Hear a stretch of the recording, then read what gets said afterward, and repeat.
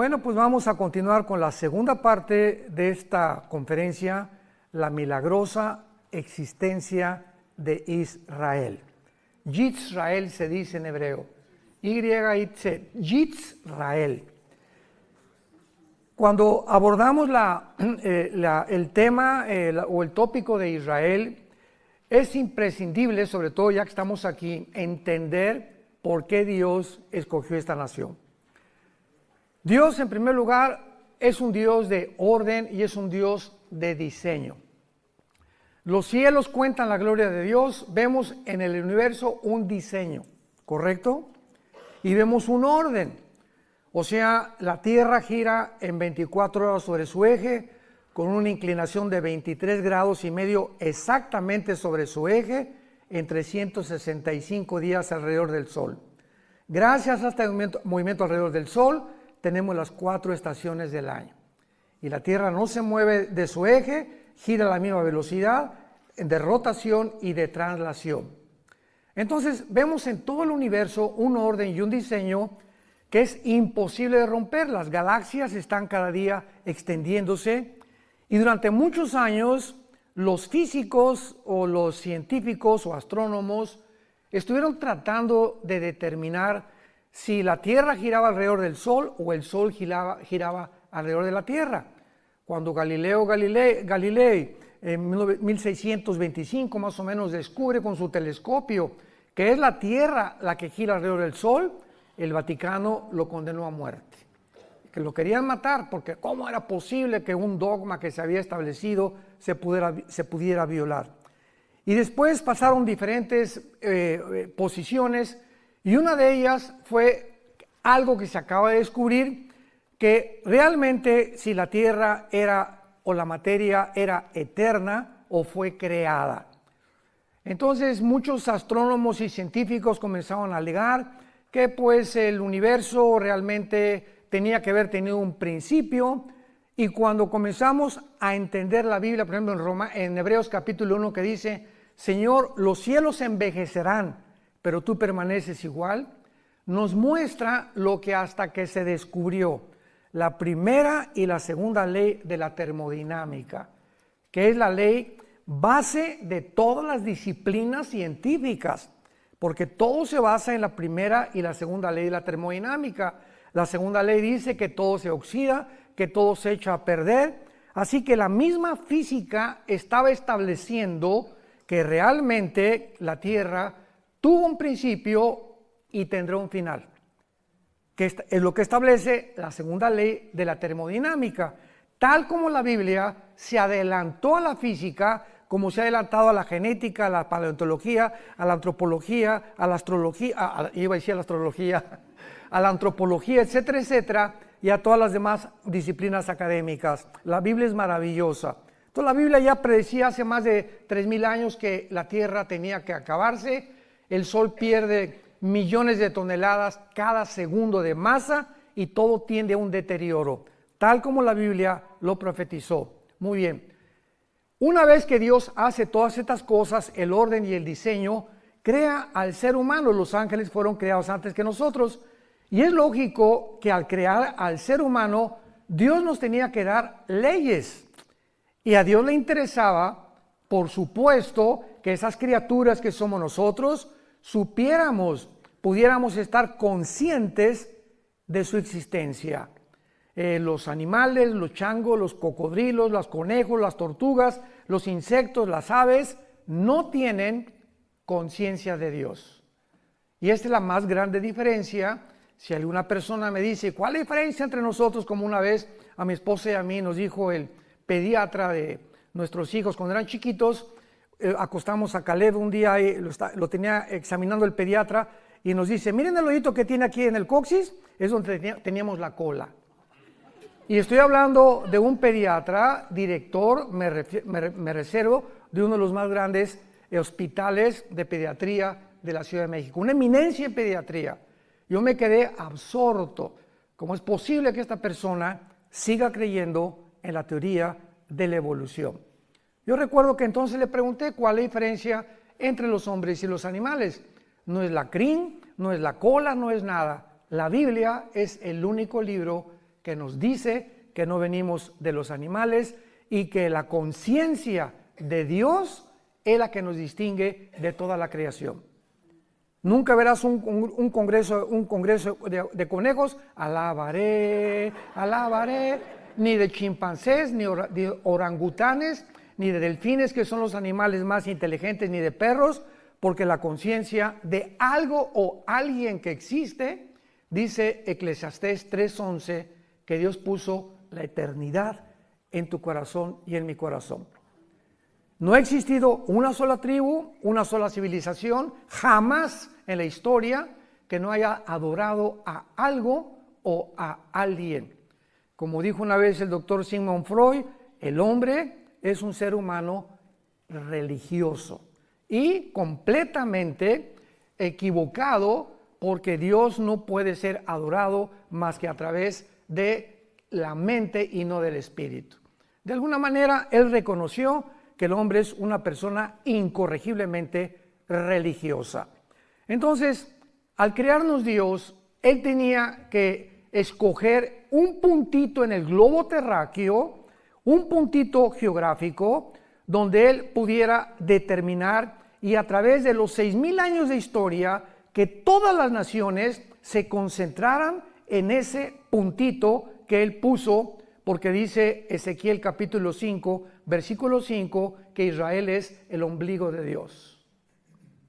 Esa palabra hebrea que dice es el centro, y la palabra en el hebreo ombligo, es el centro de Dios. Así lo escogió Dios.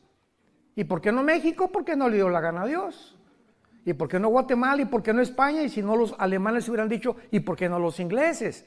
El asunto es que Dios tenía que escoger un punto para que la atención principalmente de las profecías de los últimos tiempos, que estamos nosotros y somos la generación que la estamos enfrentando, pudiéramos recordar hoy más que nunca venir a la Biblia. Y esta es la generación que ha llegado a la cúspide de la tecnología.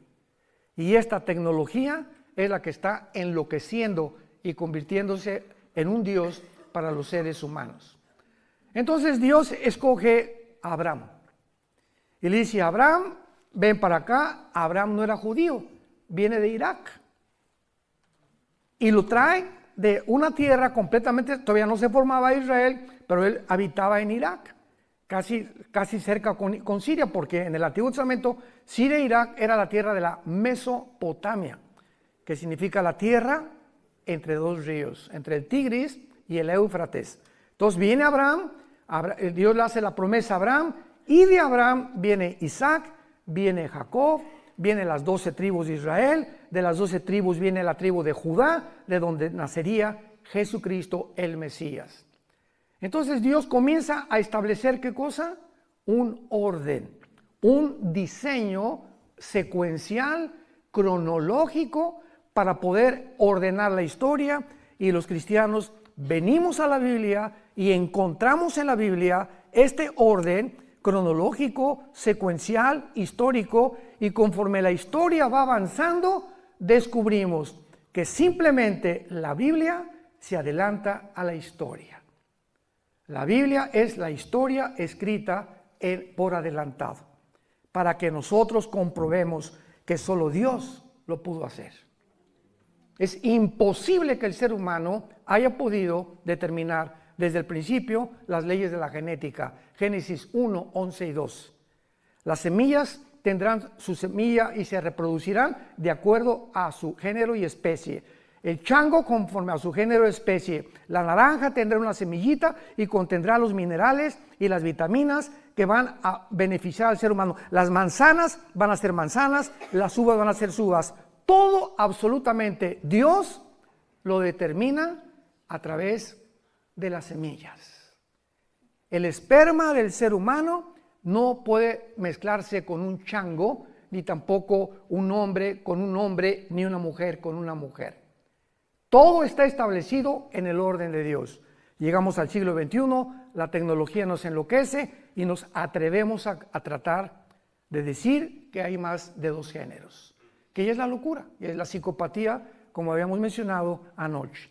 Entonces se forma la nación de Israel y ya vimos hace 2 días para formar la primera nación monoteísta. Todas las tribus que habían alrededor de Israel eran paganas, idólatras, llenas de ocultismo, adoraban a Satanás o a Baal sin que ellos supieran, a Astoret, a Astaratis y a todos estos ídolos que dice la Biblia, detrás de ellos se encontraban demonios. Entonces Dios escoge una nación para que a través de ellos venga el Mesías, y a través de todas las generaciones llegamos a Lucas y llegamos a Mateo, encontramos algo completamente excepcional en la historia de la heráldica del ser humano. ¿Qué cosa es? ¿Tú te acuerdas quién es tu la abuela? Ahora saben lo que acaban de descubrir dentro de la genética, que genéticamente tú puedes decir, bueno, pues porque mi esposo y yo no hicimos un examen que mandamos salir o no sé qué cosa, y nos dijeron que teníamos mezcla de qué y de qué y qué nacionalidad. Pero se está descubriendo que no puedes llegar a más de 5 o 6 generaciones, porque tal vez octava o décima generación tenías otra ascendencia completamente diferente, porque hasta antes de la 7ª o 8ª generación, genéticamente es imposible ya deducir de dónde vienes tú, o sea, tu origen realmente. El único ser humano al que se le puede trazar su genealogía desde el principio de la creación es a Jesucristo. Que está la generación desde Abraham, para darnos cuenta en Lucas y en Mateo, hijo de tal, hijo de tal, hijo de tal, y termina María y termina siendo la madre del Mesías. Entonces, cuando Jesús apareciera, él tenía que tener credenciales. Y él tenía que demostrar al mundo que él era el Mesías. Y cualquier persona que quisiera investigar, historiador o geólogo o antropólogo, la historia y la ascendencia de Jesucristo, la podía encontrar. Es la única persona que se le puede trazar la genealogía desde Abraham. Y lo hizo Dios a propósito para que entendiéramos que a través de esa nación que es Israel, era el único pueblo monoteísta. Y por eso hizo que expulsaran a todos los cananeos, porque se mezcló la genética de los ángeles. Quisieron pervertir la genética en el capítulo 6 del Génesis, produjeron una raza híbrida. Fue el primer intento de Satanás de mezclar el esperma con otro esperma, una semilla con otra semilla, prohibido por las leyes de la genética de Dios. Tú no puedes mezclar un caballo con una burra porque nace una mula, y la mula es híbrida. Ya no se puede reproducir porque violó las leyes de la genética de Dios, que hasta 1954 se descubrieron. Hasta 1954. Por el doctor Crick y Watson, premios Nobel de Medicina. Muy bien. En segundo lugar, lo vimos también, pues Dios es el legislador de la moral. ¿Quién puede decir que es bueno o que es malo, menos en el tiempo que hemos llegado? Precisamente por ignorar las leyes de la Biblia, se inventan más géneros. Y nada más hay 2 géneros. Y ya cerrando la Biblia, la biología nos dice que somos macho y hembra, varón y hembra, por el cromosoma Y y por el cromosoma 2X de las mujeres. Y el momento que el esperma de mi papá fertilizó el óvulo de mamá, en el momento de la fertilización, los 23 cromosomas de mi padre y los 23 cromosomas de mi madre forman un cigote de 46 cromosomas, y en ese momento de la fertilización somos hombre o mujer. Desde la fertilización está determinado el sexo que tú y yo íbamos a hacer. Esto es impresionante. Y ya esta información del cigote, ¿verdad? Ya dice, tú vas a ser hígado, tu páncreas, tu sistema nervioso, tu corazón, tu piel. Imaginémonos el mecanismo y la inteligencia que existe dentro de una célula. Y tenemos billones de células, todos los seres humanos, conteniendo una información inteligente. Si yo voy en la playa y me encuentro un papel que dice, Chencho, te quiero, te callites y no me recogites. Bueno, este papel no lo escribieron los caracoles, ni los delfines, ni los changos, porque hay una comunicación inteligente, llámale como le quieras llamar. Pero aquí Chencho le está diciendo a su chencha que por qué se cayó, etcétera, etcétera. Esto no fue creado por las arenas de la playa. Entonces inmediatamente deduzco que esto lo escribió un ser humano. Y cuando te metes al microscopio electrónico y descubres que en cada célula de las billones que tenemos existe un código genético con información por el amor de Dios. José María y el burrito que los acompaña, como decimos. Aquí tiene que haber alguien que pudo en el input, o sea, poner dentro de las células una información. Y esa información inteligente no fue accidental, ni se formó de la noche a la mañana. Tiene que haber alguien detrás de eso. Dios entonces nos da las leyes morales. Amarás a tu mujer, no robarás, no fornicarás, no desearás lo que tu prójimo tiene, me amarás con todo mi corazón, etcétera, etcétera, los 10 mandamientos. Ahí están mis leyes morales, representan mi santidad. Yo soy un Dios santo. Si tú respetas mis mandamientos, te voy a bendecir. Y te irá bien en la vida, en todo lo que hagas. Si yo les dijera ahorita a todos ustedes, ¿quién quiere ser feliz? Solamente un loco diría, no, yo no quiero ser feliz. ¿Quién quiere tener paz? ¿Quién quiere que le vaya bien en la vida? Todo el mundo levantaría su mano. La segunda pregunta que te haría sería, ¿quieres pagar el precio? ¿Cuál es? Ser santo en toda tu manera de vivir. Y cuando hablo de la santidad, hablo del corazón, no de la boca para afuera. Porque Dios conoce las intenciones, lo que pensamos y los deseos que tenemos en el alma. Así que cuando nosotros comenzamos a entender ¿qué es el temor de Dios? El temor de Dios es la conciencia que Dios las 24 horas del día me observa. Sus párpados ven, sus ojos examinan a los hijos de los hombres. Él sabe lo que tú estás pensando ahorita, con qué soñaste, con qué te levantaste, cuando vas en tu carro, todo absolutamente Dios toma nota. Y conforme pasan 3 semanas, Pancho Pantera, yo tenía un plan para él y quería que subiera al siguiente escalón de mi conocimiento. Pancho Pantera se va a tener que esperar 3 meses porque lo tengo que traer primero a hacerlo entender que si sigue en desobediencia va a seguir retrasando su desarrollo espiritual y las bendiciones que tengo para él. El pueblo judío, ¿cuántos esperó? 40 años en el desierto. 40, porque no entendieron. Geométricamente, una línea recta es un punto que te llega a otro y continúa. Un círculo en la geometría es un punto que parte y regresa al mismo lugar. ¿Qué hicieron los judíos? 40 años en el desierto, círculos. Salían y regresaban y nunca avanzaron. Siempre regresaban a lo mismo y a lo mismo, pues se quedaron muertos en el desierto. Y dice 1 Corintios 10, estas cosas sucedieron para nosotros, para que aprendamos que Dios exige, demanda la santidad. Y que seamos entendidos de cuál sea su voluntad. Y finalmente vemos en Romanos capítulo 9, versículo 4, que desde luego Israel tenía que ser la nación a través de la cual naciera el Mesías. Y como el Mesías tenía que ser varón, pues tenía que traer el cromosoma Y. ¿Me van siguiendo?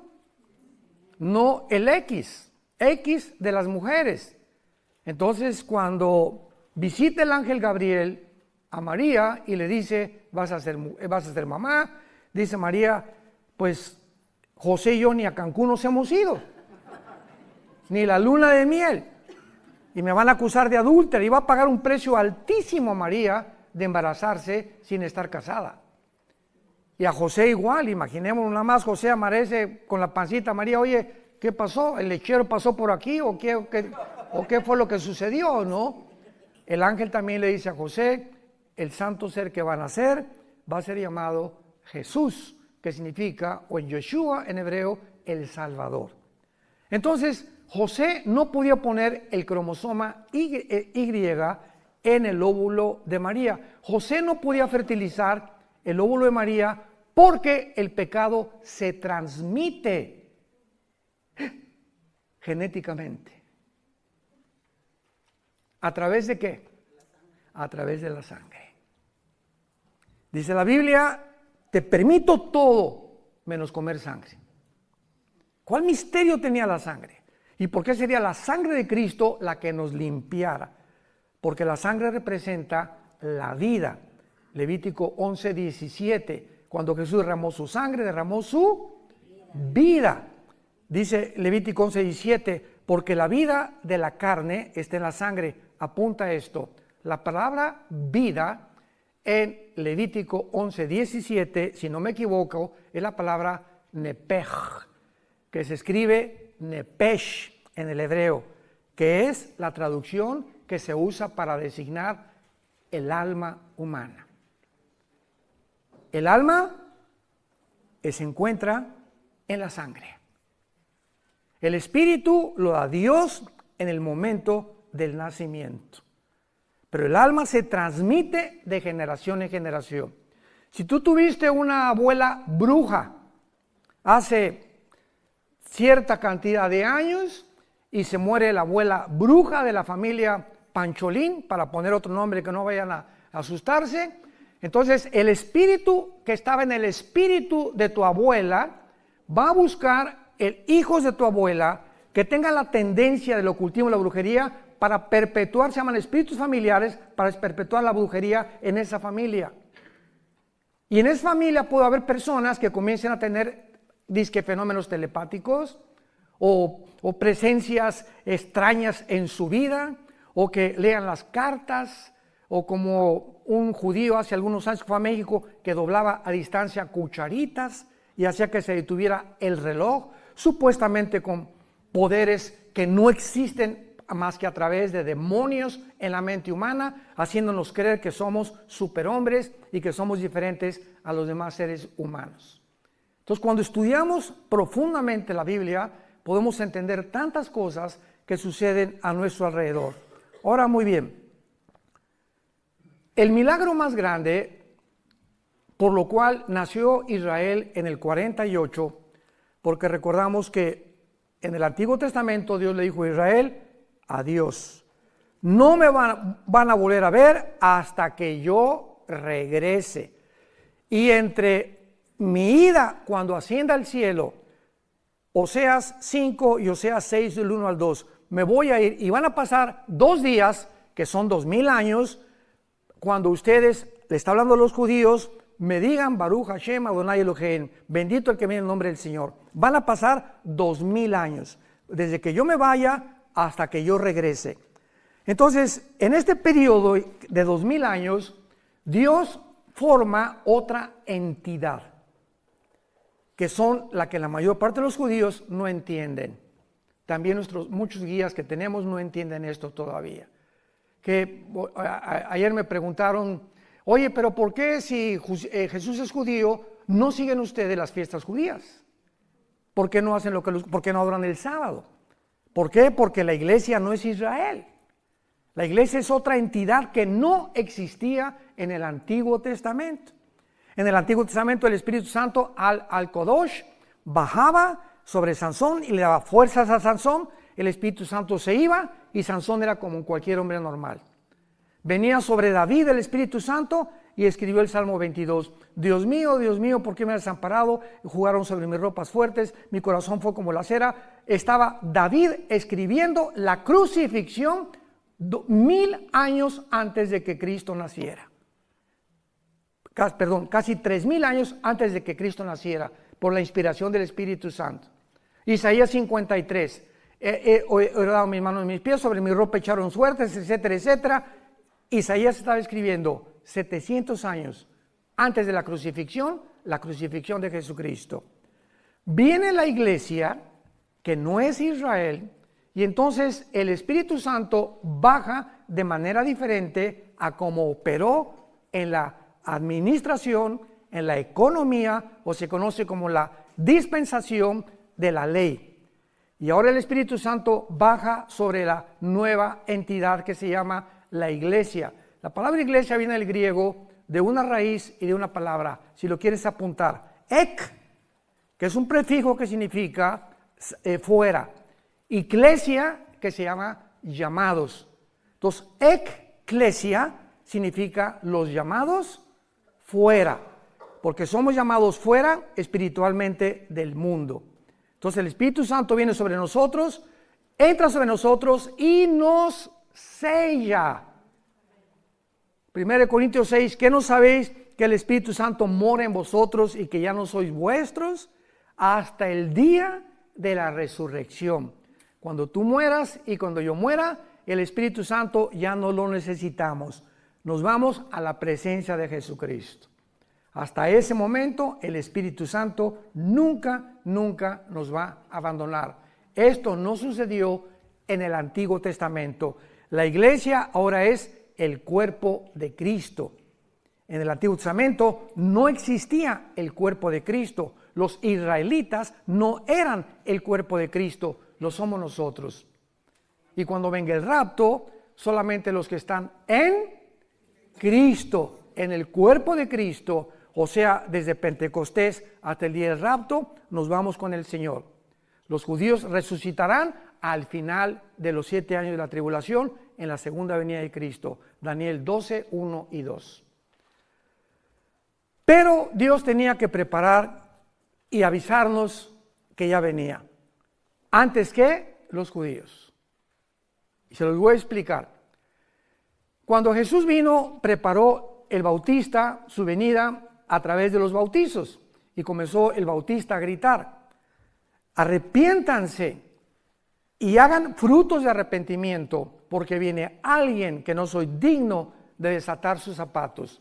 Juan el Bautista era primo hermano de Jesús, y Juan el Bautista nació 6 meses exactamente antes que su primo hermano, que Jesucristo. Isabel era parienta de María. Entonces, cuando aparece Jesucristo en el río Jordán, mañana en el río Jordán, Juan el Bautista estaba bautizándolos para arrepentimiento de pecados, preparando el camino, porque habían pasado 400 años sin palabra de Dios. De Malaquías hasta el Bautista, Dios no le había vuelto a hablar a Israel. Entonces nos imaginamos la dureza del corazón, que hasta lo rechazaron y lo crucificaron, porque en 400 años el corazón se les endureció. Tenía que el Bautista venir antes y comenzar a preparar el corazón para que cuando apareciera Jesucristo el terreno estuviera flojo. Yo no puedo sembrar en un terreno donde está dura la tierra. Tengo que meter un asadón y rascarle para aflojar la tierra y aventar la semilla y pueda crecer. Los corazones tenían que ser rasgados por la predicación tan fuerte del Bautista: generación de víboras, y ustedes hagan frutos de arrepentimiento, y a los soldados no hurten y respeten al prójimo, etcétera, etcétera. Y se juntó toda la gente sintiendo en el espíritu que verdaderamente el Mesías estaba cerca de su venida. Entra Jesucristo y dice Juan el Bautista: ese es el Cordero de Dios. ¿Por qué dijo el Cordero de Dios? Porque el Cordero era lo que todos los judíos sacrificaron en el día de la Pascua, desde Éxodo capítulo 2. Entonces, Dios tenía que preparar a Israel, y si Dios iba a regresar con Israel, en el 48 vino la resurrección nacional. Veamos ahora rápidamente la preparación de Dios para que en el 48 no surgió accidentalmente una nación formada en un día, el 14 de mayo. Veamos cómo desde el siglo XVIII, desde el siglo XIX, comienza Dios a levantar y preparar el camino, porque Dios nunca hace nada sin antes preparar. Tú no eres ingeniero sin preparación. No eres psicólogo sin preparación. No eres Bocelli o Pavarotti. Pavarotti lo reprobó su maestro de canto porque no lo hacía, tuvo que prepararse, vocalizar 3-4 horas, un pianista 3 o 4 horas. Todos tenemos antes que ir primaria, secundaria, preparatoria, universidad, estudiar, que nos prepara para que finalmente nos entreguen un diploma o un certificado profesional. Entonces Dios también trabaja de la misma manera. Él no puede actuar de una forma accidental. Y cuando descubrimos lo que hizo Dios antes, para que veamos cómo estos eventos de la historia no fueron accidentales, nos va a abrir los ojos para comprender la grandeza de Dios. El Éxodo fue uno de los milagros más grandes que Dios hizo en el Antiguo Testamento, porque no cabe duda que fue el milagro más portentoso de Dios en el Antiguo Testamento. Rodeados por un lado los egipcios, enfrente del mar, ahora sí que para esto nos sacaste, Moisés, estamos entre la espada y la pared, y de una forma milagrosa le dice Dios a Moisés, diles que se estén quietos, shalom, que no se muevan y que vean lo que voy a hacer. Y de repente Dios abre el mar y entra todo Israel, atraviesa el Mar Rojo, viene el faraón con los egipcios y al meterse al Mar Rojo hunde sus carrozas y mata a todo el ejército del faraón. Este milagro debía haber quedado impregnado en las mentes de las futuras generaciones de los judíos. Y los judíos tenían la obligación de enseñarles a sus hijos, a sus nietos, etcétera, etcétera, acerca de este milagro, porque les serviría para recordar que Jehová pudo librarlos ¿de qué? De la esclavitud de Egipto. Hijito, ¿sabes por qué somos libres? Porque hace tantos años Dios hizo un milagro impresionante. ¿Qué abuelito? Abrió el mar, de veras sí, lo abrió de lado a lado y nuestros padres lo atravesaron.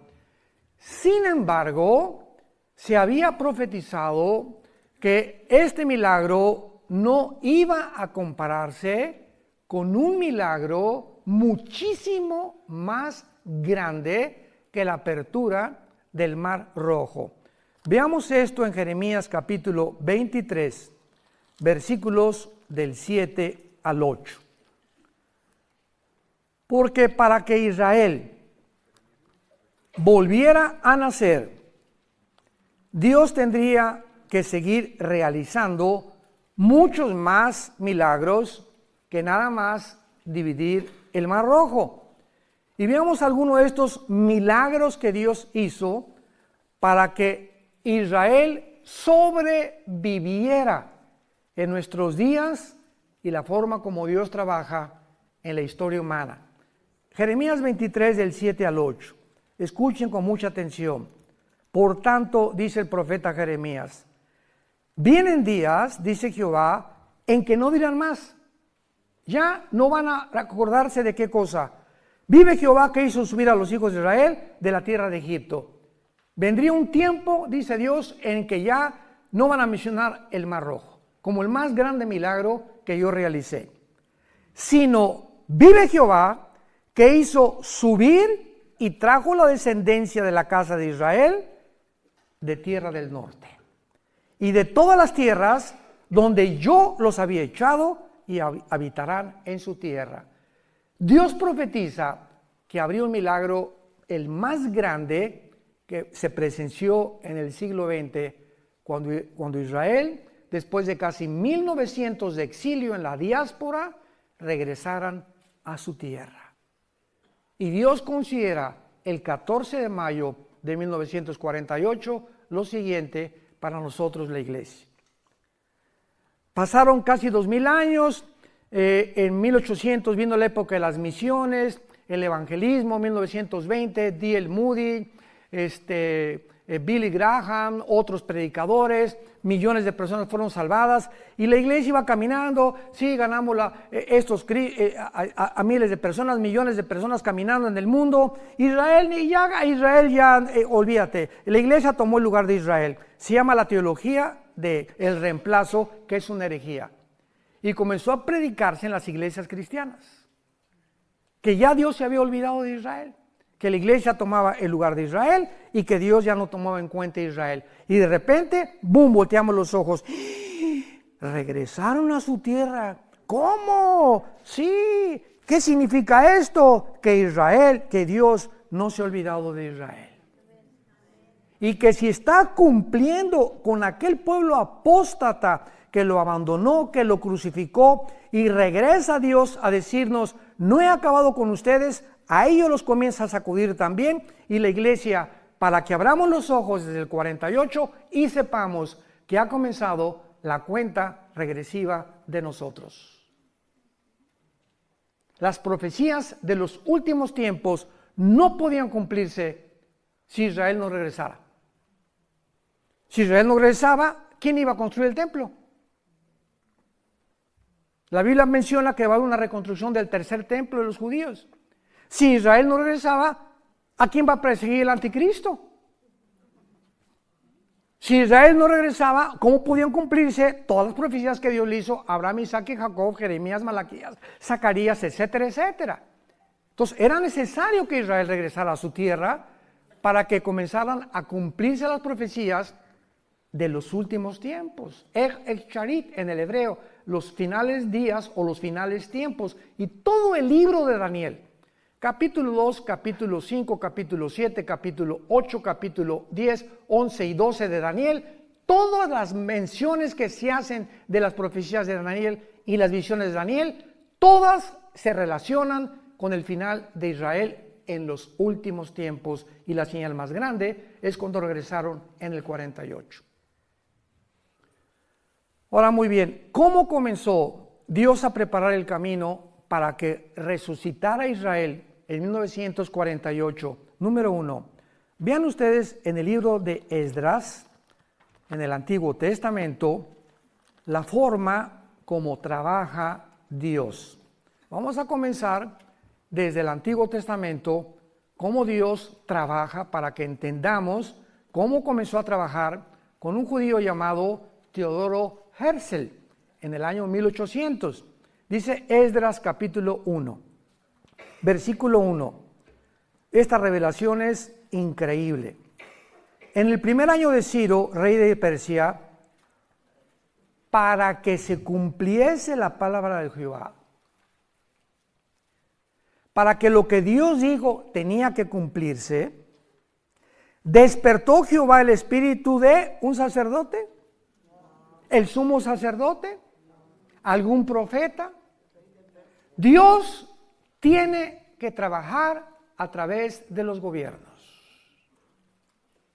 Despierta al rey de Persia, que es actualmente Irán, porque hasta 1935 Irán se llamaba Persia y se le cambió el nombre a República de Irán.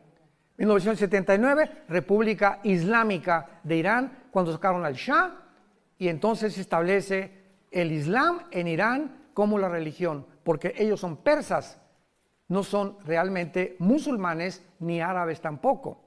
Entonces Dios despierta a un rey, y este rey, ¿para qué lo despertó Jehová el Espíritu de Dios? Escuchen, hermanos, Dios tiene el poder también de obrar en las personas que no son cristianas. Porque en Isaías se le llama a Ciro el siervo de Jehová. Y muchas veces Dios trabaja en personas, en personajes, principalmente en gobernantes, para cumplir sus propósitos. Versículo 5. Entonces se levantaron los jefes, ya vemos aquí al pueblo de Israel, se levantaron los jefes de las casas paternas de Judá y de Benjamín, y los sacerdotes y levitas, todos aquellos cuyo espíritu despertó Dios. Subrayen eso los que trajeron sus Biblias.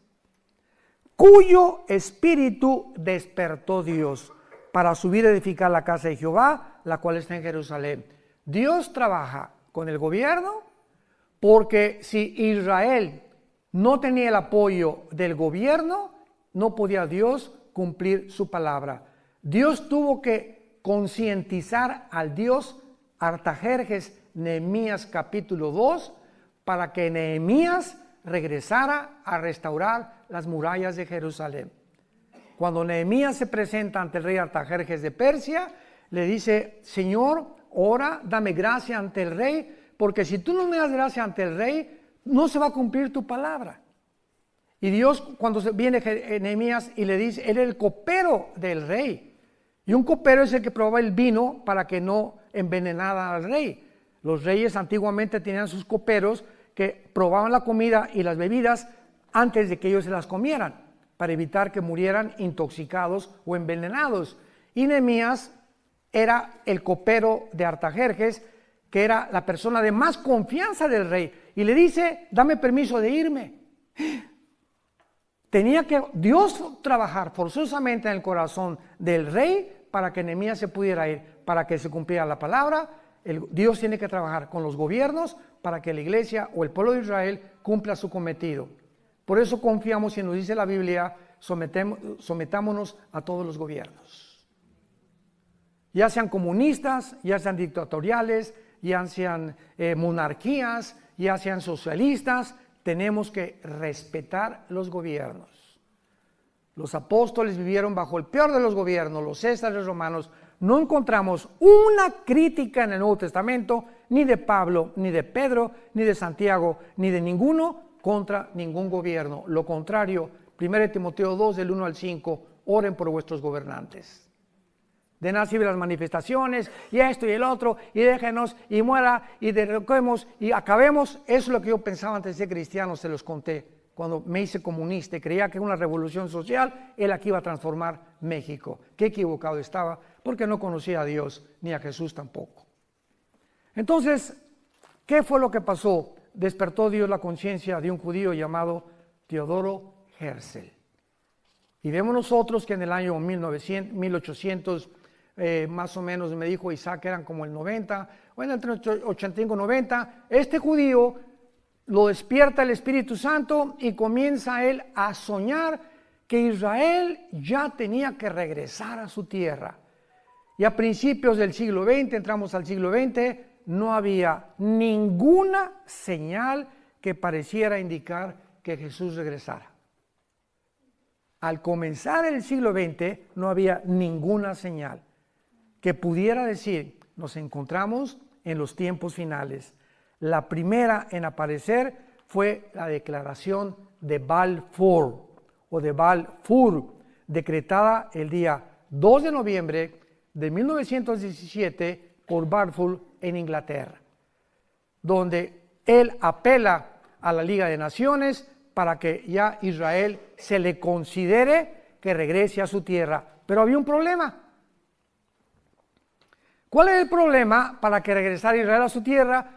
Pues que el Imperio Otomano Turco, durante 500 años aproximadamente, gobernó el Medio Oriente. Pero tuvo que venir la Primera Guerra Mundial, otra preparación de Dios, que usó la Primera Guerra Mundial Dios, para que comenzara realmente a despertar el interés en las naciones, que los judíos tenían una nación y que se les tenía que regresar. En 1917 Palestina incluía al Israel moderno y a Jordania, pero en 1923 el general Allenby, inglés, entra a Egipto y derrota al Imperio Otomano. Entonces, de 1923 a 1900 aproximadamente 48, los ingleses dominaban el Medio Oriente, junto con los franceses. Y cuando llega el holocausto de los nazis, ¿qué hizo Satanás? Se acercan las profecías, porque aunque no las conoce todas, él sabe que le queda poco tiempo, dice Apocalipsis. Entonces, al ver todas estas cosas y estos puntos que Satanás, con muchísima más sabiduría que nosotros, hasta ahorita lo podemos comprender nosotros, se da cuenta que Israel está cerca de poder regresar a su tierra. Y si regresaba a su tierra, estaba marcado ya el destino de Satanás y sus ángeles caídos. ¿Y qué hace Satanás? Levanta a Adolfo Hitler. Vean ustedes, los que son historiadores y a los que les interesa la naturaleza humana, o psicólogos o psiquiatras, o como les quieras llamar. No existe ningún psicólogo, ningún psiquiatra, ningún historiador que pueda decirnos y contestar esta pregunta. Síganme con cuidado. ¿Por qué Adolfo Hitler, teniendo a Stalin de amigo un país comunista, teniendo a Mussolini y teniendo a Japón de amigos, Adolfo Hitler, y teniendo enemigos a Inglaterra, a Rusia, a Canadá y Estados Unidos, ¿por qué Adolfo Hitler, vean qué locura, cómo es posible que sus más grandes enemigos eran Rusia, era Inglaterra, Canadá, Estados Unidos? ¿Por qué se concentra de repente en un grupito de personas étnicas llamados judíos? No tienen tierra, no tienen armas, no tienen ninguna oportunidad de sobrevivir. ¿Por qué se concentra en ellos con tanto odio? Esto nos demuestra una vez más el plan perfecto de Dios. ¿Qué hizo que Hitler le llamara la solución final? ¿Por qué torturarlos en Auschwitz y en campos de concentración a más de 6 millones? Obsesionado, tengo que acabar con estos que se llaman judíos. ¿Quién produjo este odio jarocho en Adolfo Hitler? Claro que Satanás. Así es. ¿Y por qué Satanás produjo esto? Porque, vuelvo a repetir, él sabía que si no se comenzaban a eliminar a los judíos, las profecías tenían que cumplirse, y eliminó a 6 millones. Dios no permitió que eliminara a todos los judíos. Los judíos sobrevivieron el holocausto, y esta fue otra de las señales que Dios mandaba al mundo. Si Hitler los hubiera exterminado, no existiría la nación de Israel. Vean cómo a través de los eventos de la historia podemos ver la mano de Dios desde arriba.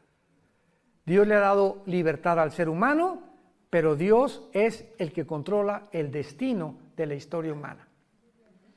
Que parecen contradicciones, ¿verdad?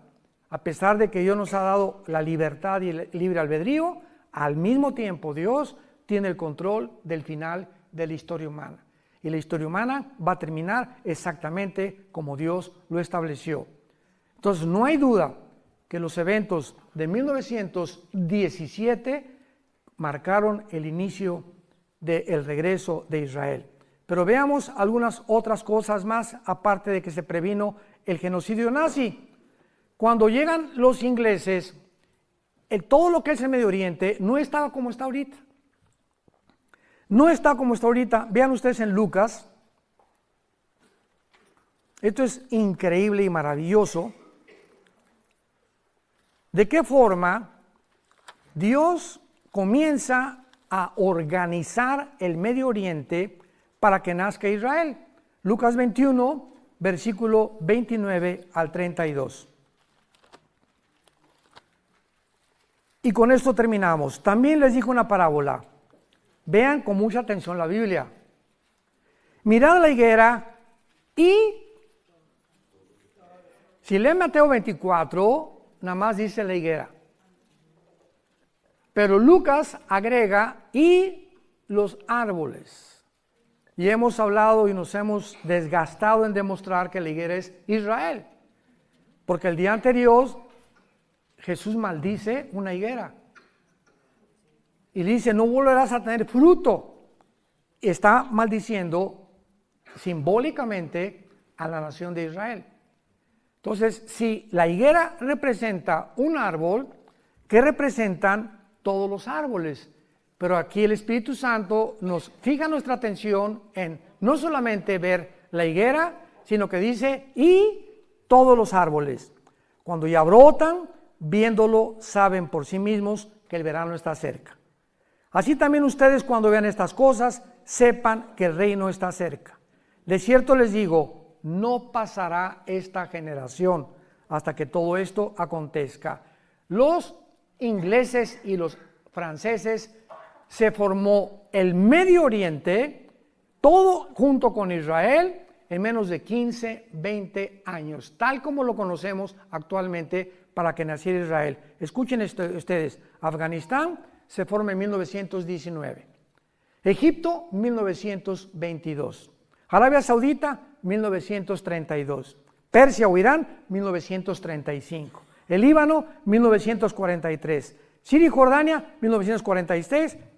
Israel, 1948. En menos de 30 años, en el siglo XX, se independizan y se forman las naciones que forman actualmente el Medio Oriente y que tenían que existir para que Israel resurgiera y renaciera y resucitara, y estas naciones alrededor se convertirían en sus más acérrimos enemigos. Formaba parte del plan de Dios, porque en el 48 vienen las naciones árabes a atacarlos. Los judíos nombran a David Ben Gurión presidente de Israel, Estado soberano libre, y al otro día, el 15 de mayo, a las 6 de la mañana, los atacan los árabes, aún con el permiso de la Liga de las Naciones, que no eran las Naciones Unidas. 1956 viene otra guerra, el 67, vamos a hablar de ello, es la guerra más milagrosa de la historia, de acuerdo al general Schwarzkopf, que fue el presidente de la cadeta de militares West Point y que fue el general de la guerra del Golfo Pérsico, que dirigió todos los ejércitos, 29 ejércitos contra Saddam Hussein para sacarlo de Kuwait. El general Schwarzkopf dice en su libro, en sus memorias: en la historia de la milicia y de las guerras nunca ha habido una guerra tan milagrosa como la guerra de 1967, la guerra de los 6 días. Y le preguntaron ¿por qué? Y contestó ahí en su libro el general Schwarzkopf, y dice así: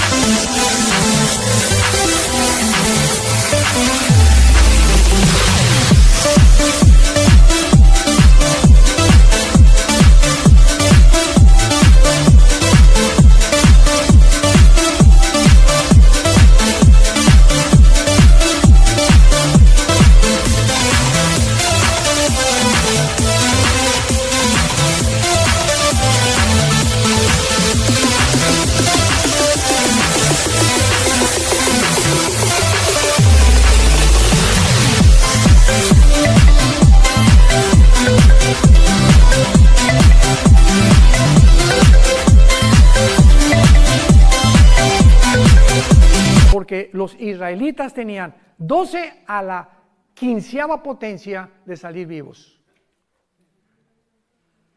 ¿Conocen ustedes lo que se llama la ley de las probabilidades? Aquí seremos 300 personas. Pregunta, para que podamos entender y terminamos en este momento. Si nos rodea, somos 300 personas. Si nos rodea un ejército de 5,000 soldados, con metralladoras, y tenemos nosotros 20 rifles. Dentro de las leyes de las probabilidades, ¿cuántas tendríamos de salir vivos? Ninguna. Son las mismas probabilidades que en junio de 1967 los rodearon 22 millones de árabes a los judíos, dirigidos por el presidente Nasser de Egipto. Se comunicó con el presidente de Líbano, de Siria e Irak. Al final el rey Hussein lo engañaron que iban ganando, y se involucra Jordania también, 5 naciones árabes, sobrepasando de una forma espectacular a los judíos. Los judíos en 6 días toman los aviones. Hasta ahorita son los mejores pilotos del mundo. Y el primer día se van sobre Egipto a las 5:30 de la mañana, cuando estaban dormiditos, y en 1 hora barrieron toda la aviación de Egipto. Se fueron con Siria, barrieron todos los aeropuertos de Siria. Se fueron contra el Líbano. El 4º día no había aviación de los enemigos. ¿Por qué? Porque desde el aire se pelean las batallas con la oración. Esto todo es un símbolo increíble del cristianismo. Y ya que habían acabado desde el aire con todos los aviones, se subieron a los tanques de guerra. Y era una desarticulación de todos los ejércitos, que en 6 días a 22 millones, casi de 5 naciones árabes, las vencieron. ¿Saben por qué ganaron en 6 días? Porque el 7º tenían que descansar. Hasta con eso, ¿no? Esto es increíble. Cuando uno se traslada y uno comienza a ver, como ahorita ¿no? Estamos en Israel y vemos todas las maravillas y no comprendemos su historia, no nos podemos maravillar tanto como en estas noches. Mañana nos vamos a maravillar más porque estamos descubriendo que Dios demuestra a través de la nación que Él existe. ¿Por qué escogió Dios Israel? Porque es la evidencia más grande de la historia de la existencia del Dios Todopoderoso que tú y yo servimos a través de su Hijo Jesucristo. Amén. Te damos gracias, Señor, por tu palabra en esta noche. Gracias, Señor, por dejarnos escrito estas maravillosas revelaciones y hacernos comprender que eres un Dios de orden, eres un Dios de diseño, que has escogido la historia para escribirla, para que nosotros recurramos a las Sagradas Escrituras y podamos descubrir mediante la guía del Espíritu Santo las verdades escondidas. Porque tu palabra dice en Colosenses 2 que en Cristo están escondidos todos los tesoros de la sabiduría y del conocimiento. Y si tenemos a Cristo entre nosotros, su sabiduría y este conocimiento, Él quiere cada día impartirnos más y más y más. Porque el camino del justo es como la aurora, que va en aumento hasta que el día es perfecto. Pero muchos pueden detener este crecimiento y esta madurez por pecados no confesados. Por creer que el mundo nos puede ofrecer cosas más bellas y con mejores valores que la palabra de Dios. Como dice Salomón en el capítulo 3 de Proverbios, adquieran sabiduría e inteligencia porque vale más que los diamantes, que las joyas, que las perlas, porque los diamantes compran realmente las cosas materiales, pero la sabiduría te hace vivir en bienestar con tu esposa, con tus hijos, y la sabiduría te va a enseñar a qué cosas en la vida debes dedicar tu existencia. Gracias, Padre, por tu palabra y por la sabiduría dentro de nosotros, inexplotada, que todavía permanece Jesús esperando revelarnos a través de nuestra consagración cada día más y más para su gloria eterna. En el nombre de Jesús. Amén.